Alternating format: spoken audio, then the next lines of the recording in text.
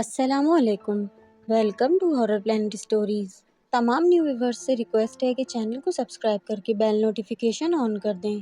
آئیے سنتے ہیں آج کی ایک ایسی خوفناک کہانی جسے سن کر آپ کے اندر بھی ایک خوف کی لہر اٹھے گی۔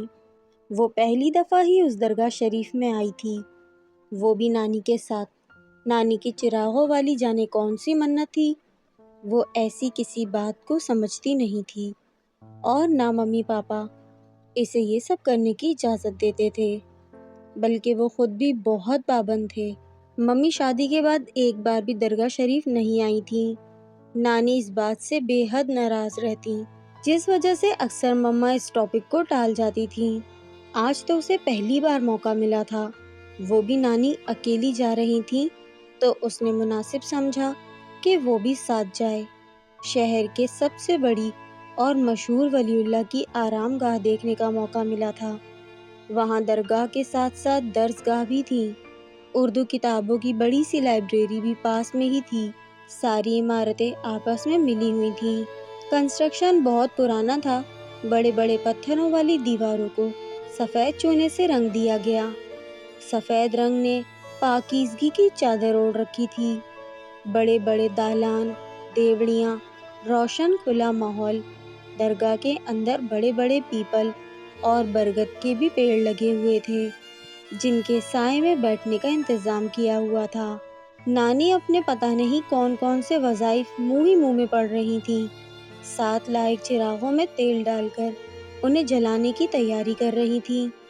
نانی، آپ اپنا عمل پورا کرو، میں درگاہ دیکھ کر آتی ہوں۔ ممی مجھے اگلی دفعہ آپ کے ساتھ بھی نہیں آنے کی اجازت دیں گی۔ اسے تو درگاہ کو آخری کونے تک دیکھنے کا اشتیاق چڑھا ہوا تھا۔ جھٹ نانی کو کہتی ہوئی ایک طرف وہ جانے لگی۔ نانی نے ہاتھ تھاما اور اپنی طرف کھینچا تو وہ ہلکی پھلکی گڑیا کی طرح ان کے سامنے واپس آ گئی۔ دیکھو، یہ اللہ کے ولی کا ٹھکانہ ہے، جہاں بیعت بھی نہیں کرنا، یہاں خاموش رہنا اور ایک بات کا خاص خیال رکھنا لڑکی۔ نانی نے اس کا ہاتھ مضبوطی سے تھامتے ہوئے سرگوشی میں کہا، پھر رک کر اس کی طرف گہری نظروں سے دیکھتے ہوئے پھر نظریں ثنا پر ٹکائی ہوئی کہنے لگی، یہ جگہ سب کے لیے کھلی ہوئی ہے، یہاں ہر کوئی آ جا سکتا ہے۔ اس بات کا خاص خیال رکھنا کہ کسی کو بھی ساتھ چلنے کے لیے مت کہنا، ایسے الفاظ ہی نہیں نکالنا، ٹھیک ہے میری بچی؟ ثنا کی آنکھوں میں نانی کے پراسرار لہجے کا ہلکا سا خوف جھلکنے لگا تو نانی کو اس کی معصومیت پر پیار آیا۔ وہ شفقت سے اس کے سر پر ہاتھ پھیرتی، کچھ پڑھ کر دم کرتی ہوئی اسے جانے کا اشارہ کرنے لگی۔ ثنا نے گہری سانس اپنے اندر اتاری اور نانی کی بات پر غور کرنے لگی۔ نانی بالکل درست کہہ رہی تھیں، یہاں اتنے لوگ گھوم رہے تھے، کئی جوان، بچے، لڑکیاں، نوعمر نوجوان، ایک میلہ سا لگا تھا، آنے جانے والوں کا تانتا سا بندھا ہوا تھا، لیکن کسی کی آواز نہیں تھی۔ درگاہ کے اندر بہت ہی کم اور ہلکی آوازوں میں بات کی جا رہی تھی، زیادہ تر لوگ عبادت میں مشغول تھے۔ ثنا کے لیے یہ ماحول بالکل نیا اور انوکھا تھا، وہ حیرت زدہ سی ہر ایک چیز کو دیکھ رہی تھی۔ اسے کتابوں کا بھی بہت شوق تھا۔ وہ درگاہ میں گھوم پھر کر اس سے جڑی اس پرانی لائبریری میں گئی جہاں مدرسے کے بچے اپنی اسٹڈی میں مصروف تھے۔ وہ بھی الماریوں میں کرینے سے رکھی کتابوں کو دیکھنے لگی۔ دینی تعلیم کی کتابوں کے ساتھ ساتھ راہ طریقیت، سلسلہ بیت و سلوک، وہ مسلک جس کے وسیلے سے صفائی قلب حاصل ہونا، معرفت، تصوف پوشی، پشمینہ پوشی، تزکیہ نفس کا طریقہ، اشیاء عالم کو صفات حق کا مظہر جاننا، بھنکتی تحریک کے ممائل اسلامی نظام طریقیت، پیروں، فقیروں، درویشوں اور قلندروں کا دنیا داری سے کنارہ کشی پر مبنی طرز زندگی کے موضوعات پر عمدہ کتب دستیاب تھیں۔ ثنا کا تجسس بڑھ گیا، وہ کتابوں کو دیکھنے میں مگن لائبریری کے آخری کونے تک گئی۔ اب وہ کافی تھکان محسوس کر رہی تھی، وقت کا احساس بھی نہ ہوا۔ اس نے موبائل میں چونک کر وقت دیکھا، اسے یہاں آئے کافی وقت گزر چکا تھا۔ تبھی لائبریری کے اختتام پر اسے ایک چھوٹا سا دروازہ نظر آیا جو ادھ کھلا تھا۔ ادھ کھلے دروازے سے دوپہر کی تیز چمکیلی دھوپ والی روشنی اندر آ رہی تھی۔ دروازہ آگے کسی اور صحن میں کھلتا تھا۔ ثنا آگے بڑھی اور جھک کر دیکھنے لگی۔ جب وہ آگے بڑھ رہی تھی تو عجیب گھٹی گھٹی سی کسی کی آوازیں آ رہی تھیں۔ اس کے جھک کر دیکھتے ہی وہ خاموش ہو گئی۔ اس کا چہرہ گرد و مٹی میں اٹے بالوں سے پوری طرح چھپا ہوا تھا۔ اپنے لباس سے وہ کوئی خاتون تھیں جو غرا رہی تھیں، بری طرح سے جھوم جھوم کر گھٹتی گھٹتی آوازیں نکال رہی تھیں۔ ایک پل اس جسم کو قرار نہ تھا، اتنی بے چینی تھی۔ ثنا حیرت سے منہ کھولے اس عجیب عورت کو دیکھ رہی تھی۔ کافی بڑا صحن تھا۔ وہ تھوڑا سا آگے آئی تو مزید دیکھ پائی۔ خاتون اکیلی بیٹھی تھی، دھوپ کی تپش میں جھلستی ہوئی۔ اسے زنجیروں سے باندھا ہوا تھا۔ ثنا پر سکتہ طاری ہو گیا۔ صحن کے دوسرے سرے پر لائن سے زنجیریں بندھی تھیں اور کئی عورتیں بندھی تھیں تو کئی کھلی تھیں۔ سب کا حال ایک جیسا تھا، کھلے بال اور ہلتے ڈلتے جسم، سرے مستی میں گھومتی گردن، عجیب سا گھٹا گھٹا سا شور۔ ماحول پر عجیب سی اداسی چھائی ہوئی تھی۔ ثنا کو یہ سب دیکھ کر گھبراہٹ ہونے لگی۔ ثنا! تبھی نانی کی آواز سے وہ چونکی۔ صحن کی دوسری طرف سے آنے کے لیے دروازہ تھا۔ نانی اسے ڈھونڈتے ہوئے شاید اسی طرف سے آئی تھیں۔ اسے دیکھ کر ہلکا سا اشارہ کر کے اپنے پاس بلایا۔ انہیں دیکھ کر ثنا ایک دم سے خوش ہو گئی۔ ان کی طرف تیزی سے بڑھی۔ اوہ نانی، آپ کا کام ہو گیا؟ چلیں؟ ثنا ان کے قریب آتی ہوئی بول رہی تھی کہ نانی نے بڑھ کر اس کے منہ پر ہاتھ رکھا اور خاموش رہنے کا اشارہ کیا۔ ان کے چہرے پر بلا کی گھبراہٹ تھی۔ انہوں نے صحن میں بندھی کھلی عورتوں کی طرف احتیاط سے دیکھا، کوئی ان کی طرف متوجہ تو نہیں ہوا، لیکن صحن کی دوسری طرف دیکھنا بھول گئیں، جہاں الگ تھلگ ایک طرف بال کھولے بیٹھی ہوئی عورت، ایک دم خاموش اور ساکت، جس کے چہرے پر بالوں کا جال بچھا تھا، جس کے پیچھے سے اس کی سرخ آنکھیں ثنا کی طرف متوجہ ہو گئیں۔ خاموشی سے باہر، نانی نے خوفزدہ آواز میں کہا۔ ثنا ان کی اس پراسرار حرکت سے خود بھی ڈر گئی، اسی لیے وہ خاموشی سے نانی کا ہاتھ تھامے باہر کی طرف بڑھی۔ تمہیں اتنی بار سمجھانے کے باوجود بھی تم نے اس لفظ کا استعمال کیا، اور وہ بھی اس وحشت ناک جگہ پر۔ باہر آتے ہی نانی کی آواز بڑھ گئی، جس میں ناراضگی ناگواری بھری ہوئی تھی۔ آنکھوں سے گھورنا تو الگ تھا، لیکن میں نے کیا کیا ہے نانی؟ ثنا بھی خفا ہو گئی۔ نانی نے اپنی چپل پاس بیٹھی فقیرنی سے لی، جو وہ جاتے ہوئے اسے چند روپے کے عوض سنبھالنے کے لیے دے گئی تھیں۔ وہ کوئی عام جگہ نہیں تھی کہ وہاں کچھ بھی بولا جائے، اول تو وہاں کوئی جاتا ہی نہیں ہے، اور تم چلی گئیں، اس پر بھی وہ لفظ چلیں کا استعمال بھی کیا۔ نانی کے لہجے میں تشویش بھر گئی، اور وہ اپنی ناراضگی بھول کر اب بے حد سنجیدہ تھیں۔ ثنا بھی ان کے ساتھ سیڑھیاں اترتی کار کے پاس آ گئی۔ انہیں سنجیدہ دیکھ کر ثنا کو الجھن سی ہوئی۔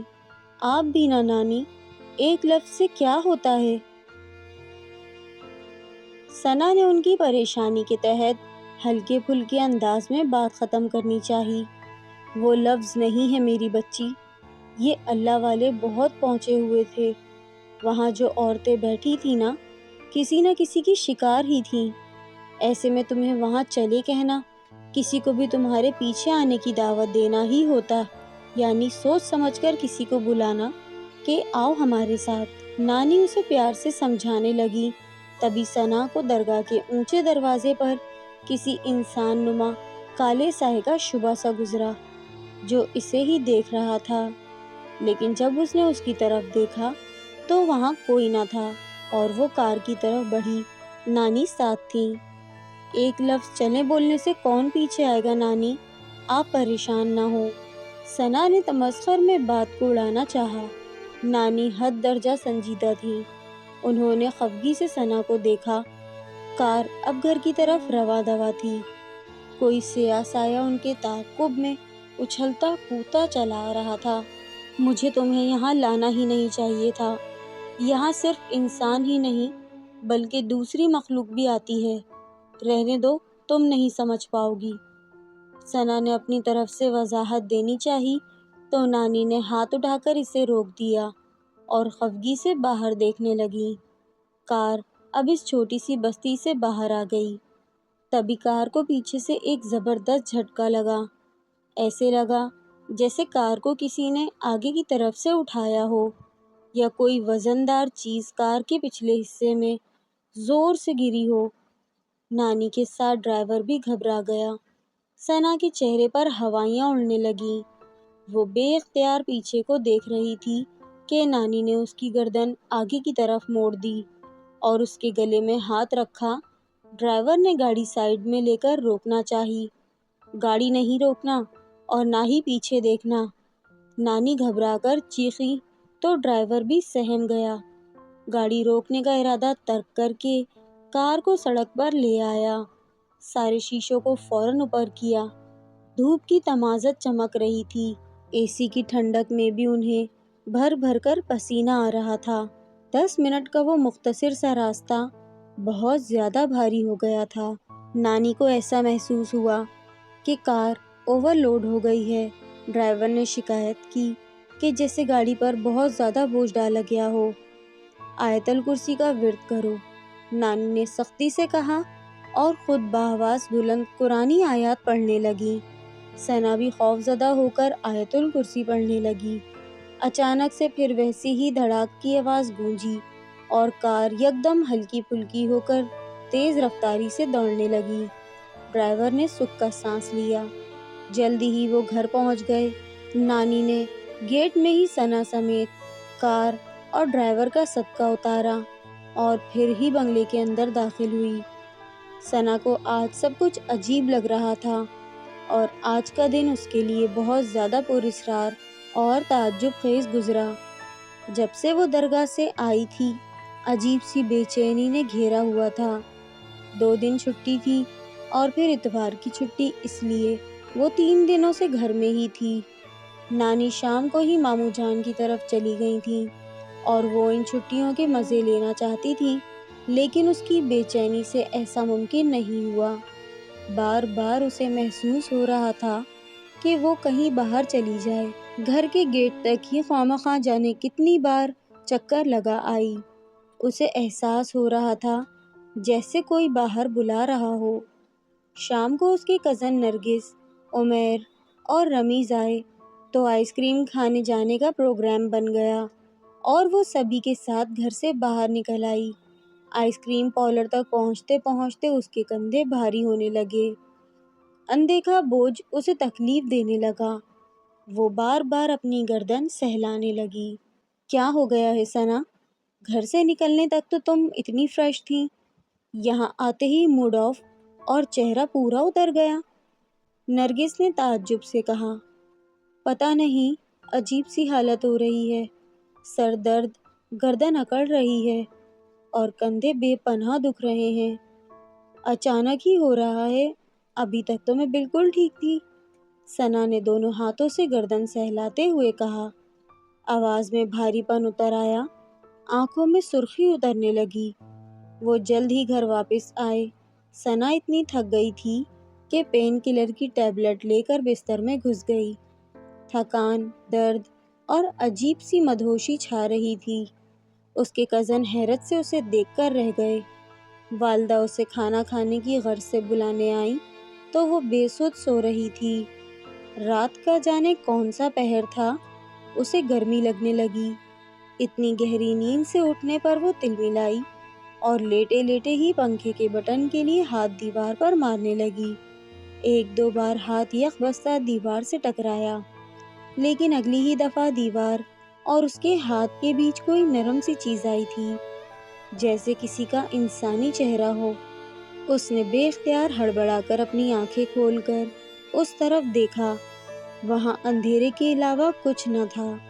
وہ رات کو اندھیرا کر کے سونے کی عادی تھی، لیکن مما نے پھر بھی 0 بلب آن کیا ہوا تھا۔ ثنا نے سر جھٹکا اور گہری سانس لیتے ہوئے پنکھے کا بٹن آن کیا۔ پنکھا ٹس سے مس نہ ہوا۔ ثنا نے 2-3 بار بٹن آن آف کیا اور پنکھا شروع نہ ہونے کی صورت میں پنکھے کی طرف دیکھا اور ساکت رہ گئی۔ اس کی گھٹی گھٹی سی چیخ خاموش کمرے میں گونج کر رہ گئی۔ پنکھے کے اوپر وہ عفریت اپنے دونوں پیر لٹکائے، کھلے بال سارے چہرے کو چھپائے گردن سے نیچے سینے کے آگے لٹک رہے تھے۔ لباس سفید، جسم نیلا، جگہ جگہ سے ادھڑی ہوئی چمڑی کے اندر سے کالا گوشت جھانک رہا تھا۔ ثنا کو پہلے سمجھ نہیں آیا کہ وہ آخر کیا بلا ہے جو رات کے اس وقت پنکھے پر بیٹھ گئی ہے۔ وہ گھبرا کر اٹھ بیٹھی اور بڑا بلب روشن کرنے کے لیے لائٹ کے سوئچ پر ہاتھ مارنے لگی، لیکن بلب روشن ہوا نہ کہیں سے روشنی آئی۔ اس کی گھٹی چیخوں سے ماحول ایک دم خوفزدہ ہو گیا۔ لمحوں میں ہی وہ پسینے میں شرابور ہو گئی۔ بھگ سے نیند اڑ گئی، دماغ تیزی سے کام کرنے لگا۔ وہ راہ فرار ڈھونڈنے لگی۔ وہ عفریت ہو بہو درگاہ کی عورت کی طرح بال آگے کی طرف کیے پنکھے سے الٹا جھول رہی تھی۔ ثنا نے ہمت دکھائی اور دروازے کی طرف تیزی سے اٹھ کر دوڑ پڑی۔ دروازہ اندر سے لاک تھا، لاک کھولنے پر بھی لیکن نہیں کھل رہا تھا۔ وہ زور زور سے چیختی ہوئی دروازہ کھولنے کی کوشش میں لگ گئی اور دروازہ پیٹنے لگی۔ سامنے ہی اس کے بھائیوں کا اور دائیں طرف بہن کا کمرہ تھا اور بائیں طرف والدین کا کمرہ تھا، لیکن ایسا محسوس ہو رہا تھا پورے گھر میں کوئی نہیں۔ ثنا نے اپنے پیچھے دھپ کی آواز سنی، جیسے کوئی زور سے کودا ہو۔ اس کا دل دہل کر رہ گیا۔ اس کی آواز گھٹ گئی۔ گہری گہری سانسوں اور تیز دھڑکن کے علاوہ اسے کچھ سنائی نہ دے رہا تھا۔ ثنا دروازے سے چپک گئی، ڈر اور دہشت سے پسینے میں شرابور ہو گئی۔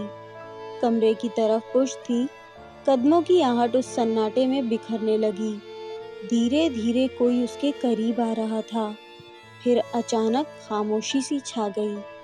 اس نے ہلکے سے پلٹ کر دیکھا، پورا کمرہ سائیں سائیں کر رہا تھا، کوئی بھی موجود نہ تھا۔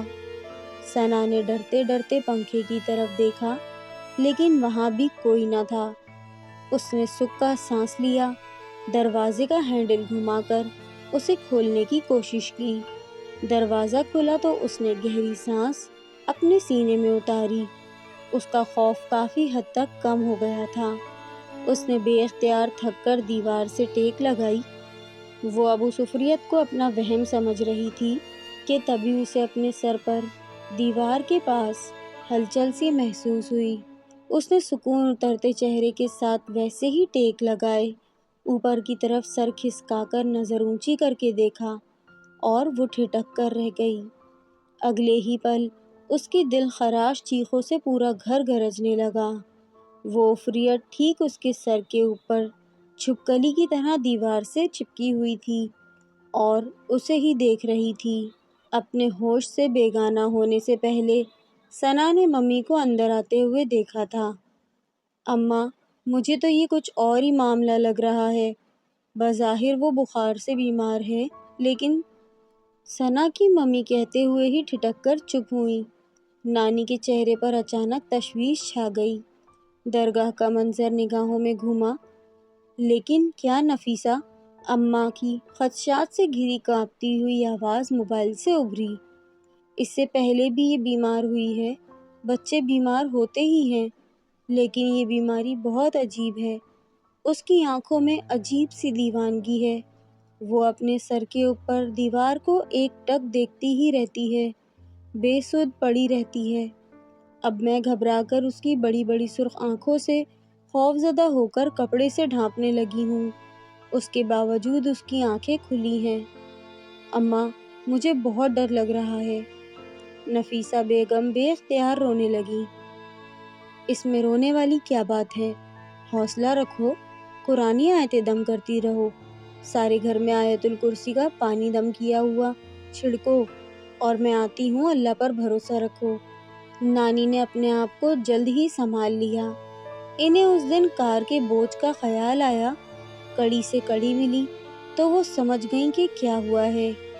اماں، میں بہت ڈر گئی ہوں، ایک تو بیٹی ذات ہے، ابھی تو عمر ہی کیا ہے اس کی، اگر کچھ اونچ نیچ ہو گئی تو خاندان والے باتیں کریں گے سو الگ۔ نفیسہ بیگم آنسو پوچھتے اپنے دل کا درد ہلکا کرنے لگیں۔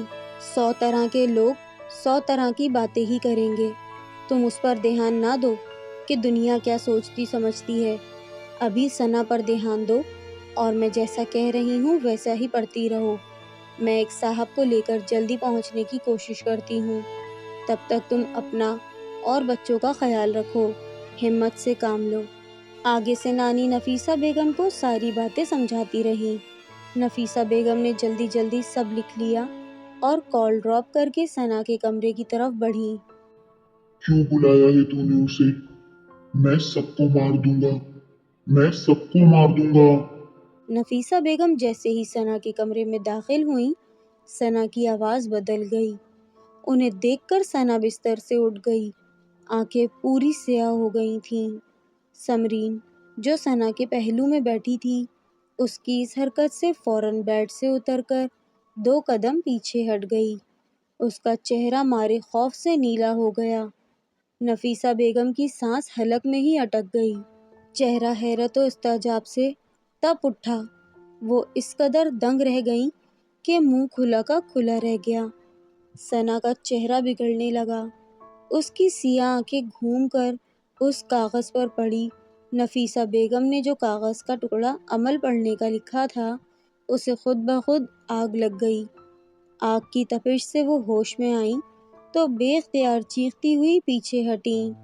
سمرین نے جلدی سے آگے بڑھ کر کاغذ کی آگ بجھانی چاہی، لیکن کاغذ پورا جل گیا۔ سمرین ماں کے پہلو میں کھڑی ڈر و دہشت سے کانپنے لگی۔ نفیسہ بیگم بآواز بلند خوف سے کانپتی لرزتی آواز میں آیت الکرسی پڑھنے لگیں۔ ان کی دیکھا دیکھی سمرین بھی پڑھنے لگی۔ ثنا نے ایک دل خراش چیخ لگائی۔ ہا ہا ہا ہا ہا ہا، اس سے کچھ نہیں ہوگا، اس سے مجھے کچھ نہیں ہوگا، سمجھی؟ یہ لڑکی میری ہے، میں اسے اپنے پاس رکھوں گا۔ جاؤ یہاں سے، جاؤ سب۔ ثنا اپنے بے ہنگم لہجے بھاری پھٹتی آواز میں کہتے ہوئے زور سے چیخی تو اس کا چہرہ نیلا پڑ گیا۔ حد سے زیادہ غیر معمولی حالت میں منہ کھل گیا۔ اس کی چیخ کی آواز اس قدر دل دہلانے والی تھی کہ سمرین اور نفیسہ بیگم تیزی سے پیچھے ہٹتے ہوئے باہر کی طرف بھاگ نکلیں۔ نفیسہ بیگم کا چہرہ خوف کی شدت سے سفید پڑ گیا۔ سمرین نے ہمت دکھائی، انہیں سنبھالا اور کمرے سے باہر نکل آئی۔ دروازہ باہر سے لاک کیا۔ یہ سب کیا تھا؟ میرا وہم ہے؟ کیا ہے یہ؟ کیا ہو گیا ہے ثنا کو؟ وہ دونوں ہی بری طرح کانپ رہی تھیں۔ سمرین خوفزدہ پھٹی پھٹی نظروں سے کبھی دروازہ تو کبھی اپنی ماں کو دیکھ رہی تھی۔ نفیسہ بیگم نے فوراً عاشر صاحب کو فون کر کے مطلع کیا۔ وہ حیران پریشان گھر پہنچے۔ پہلے ہی اتنے دنوں سے ثنا کی اچانک بیماری سے ہی پریشان تھے کہ ثنا اپنے والد عاشر صاحب کو دیکھ کر پاگلوں کی طرح لوٹ پوٹ ہو کر ہنسنے لگی۔ اس کا چہرہ بدل گیا تھا، اس کی آواز مردانہ ہو گئی تھی، اسے کسی چیز کا ہوش نہیں تھا۔ ہنستے ہنستے وہ نڈھال ہو کر خاموش ہو گئی اور بے سدھ پڑی رہی۔ اس بڑھیا سے کہہ دو کہ اسے مت لائے، اس بڑھیا کو روکو، ورنہ میں اس لڑکی کو موت کے گھاٹ اتار دوں گا۔ اچانک ثنا سیدھی ہو کر بیٹھی اور نفیسہ بیگم کو دیکھ کر غرانے لگی، جبکہ سبھی خاموشی سے دنگ رہ کر اس کا منہ تکنے لگے تو بیڈ سے نیچے اتری اور گلدان کو ٹیبل پر زور سے دے مارا۔ ٹیبل شیشے کا تھا، لمحے میں ہی چکنا چور ہو گیا۔ ثنا نے کانچ کا ٹکڑا اٹھایا اور اپنے گلے تک لے گئی۔ سارا کمرہ سمرا اور نفیسہ بیگم کی چیخوں سے بھر گیا۔ عاشر صاحب نے پھرتی دکھائی۔ ثنا کی نظریں نفیسہ بیگم پر ٹکی ہوئی تھیں۔ وہ ثنا کے قریب پہنچ گئے اور دونوں ہاتھ تھام کر ایک جھٹکے سے شیشے کا ٹکڑا اس کے ہاتھ سے گرایا۔ ان کا اپنا ہاتھ بھی زخمی ہوا اور ثنا کا بھی۔ اس بڑھیا کو روکو ورنہ میں اس لڑکی کو مار دوں گا۔ بڑھیا کو روک لو، اس شخص کو یہاں آنے مت دو۔ ثنا پاگلوں کی طرح بس یہی چلائے جا رہی تھی اور عاشر کے قابو میں بھی نہیں آ رہی تھی۔ عاطف جو ابھی گھر میں آیا تھا اس صورتحال سے گھبرا کر ثنا کو پکڑنے لگا۔ ثنا نے 2-3 تھپڑ اس کے منہ پر جڑ دیے۔ نفیسہ بیگم بھی اسے قابو کرنے کی کوشش کر رہی تھی۔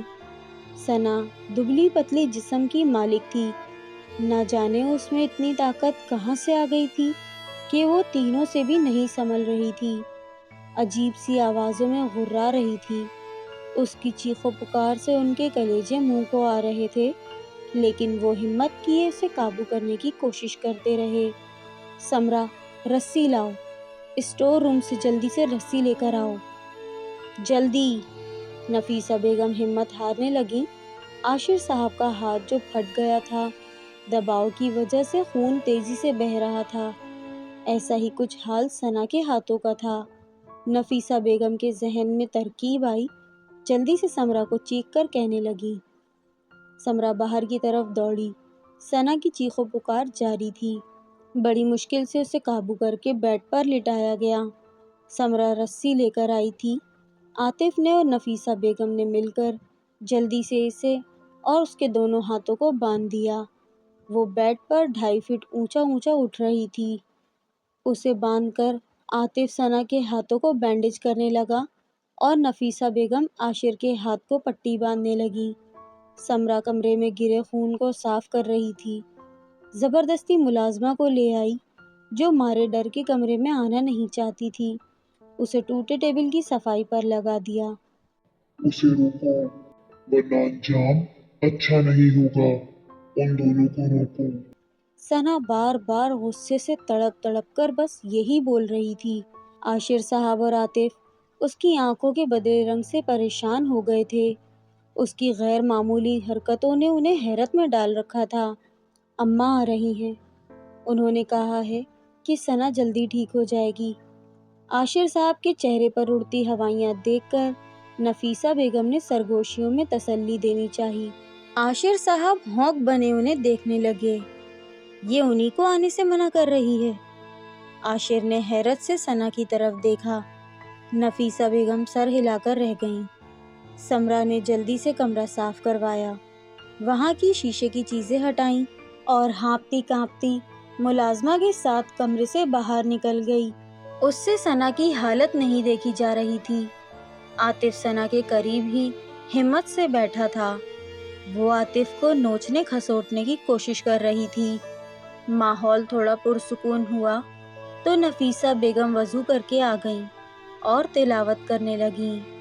اب ثنا کافی حد تک پرسکون نظر آ رہی تھی، لیکن کچھ ہی دیر میں وہ ایسی خوفزدہ ہو کر اٹھ بیٹھی جیسے کسی بھیانک چیز کو دیکھ لیا ہو۔